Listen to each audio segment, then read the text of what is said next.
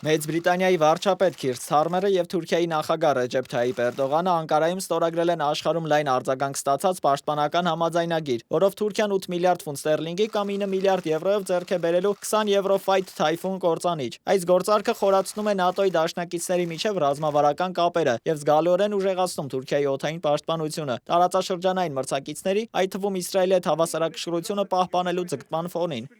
It is a landmark moment. Սա շրջադարձային պահ է, որն արտացոլում է մեր առկա համագործակցության աճող խորությունն ու ընդգրկունությունը եւ ավելի առաջ գնալու մեր ձգտումը։ Դրա հիմքում մեր այսօրվա համաձայնությունն է, որ Մեծ Բրիտանիան Թուրքիային կտրամադրի 20 նոր Eurofighter Typhoon ինքնաթիռ, ապագայում ավելին տրամադրելու հեռանկարով։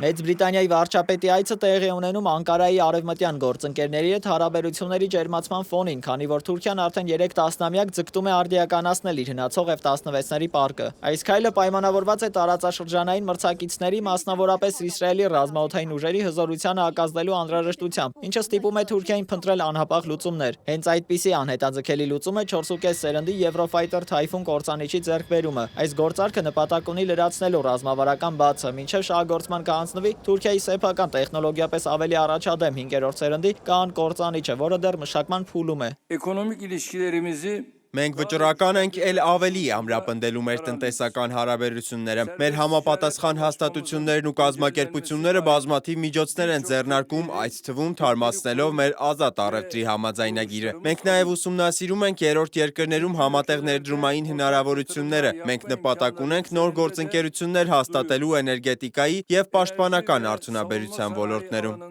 Մինչ ՆԱՏՕ-ի դաշնակցի հետ պաշտպանական կապերն ամրապնդվում էին, տարածաշրջանային մեկ այլ ուժի հետ լարվածությունն ակնհայտ էր։ Նույն օրը Բուդապեշտում Իսրայելի արտգործնախարար Գիդեոն Սարը հայտարարեց, որ Իսրայելը չի ընդունի թուրքական զինված ուժերի ներկայությունը Գազայում, որպես ցանկացած միջազգային խաղաղապահ առաքելության մաս, ընդգծելով Էրդողանի կառավարության թշնամական դիրքորոշումը Իսրայելի նկատմամբ։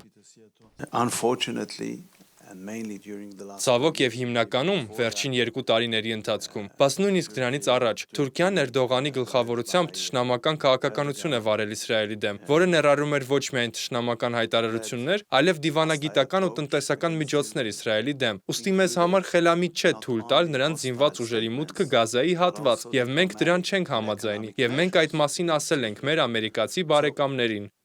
Դեռ 1998 թվականին Թուրքիայի զինված ուժերը հայտարարել էին 160 միլիարդ դոլարով սպառազինության 20-ամյա արդիականացման ծրագրի մասին։ Այդ գումարից 45 միլիարդն ուղղված էր ռազմաօդային ուժերի արդիականացմանը, մասնավորապես 200 միավորի հասնող F-16-երի պարկի թարմացումն ու F-35-երի ձեռքբերումը։ Ռուսաստանից S-400 զենիթահրթիռային համալիրների ձեռքբերումից հետո Միացյալ Նահանգները չեղարկեց Թուրքիայի հետ F-16-երի արդիականացման գործարքները։ 2019-ից էլ պարբերաբար կասեցվում է F-35-երի առաքումները։ Օրեր առաջ Դոնալդ Թրամփն ակնարկեց, որ Վաշինգտոնը կարող է վերանայել իր դիրքորոշումը, եթե Անկարան հրաժարվի ռուսական զենքից, եւ խնդիրը նորից պատվեց մշուշով։ Ըստ մասնագետների Թուրքիայի արևմտյան գործընկերների հետ հարաբերությունների խորացումը ընթանում է Մերձավոր Արևելքում աշխարհաքաղաքական նոր զարգացումների եւ դիրքորոշումների խորացման ակասությունների ֆոնին։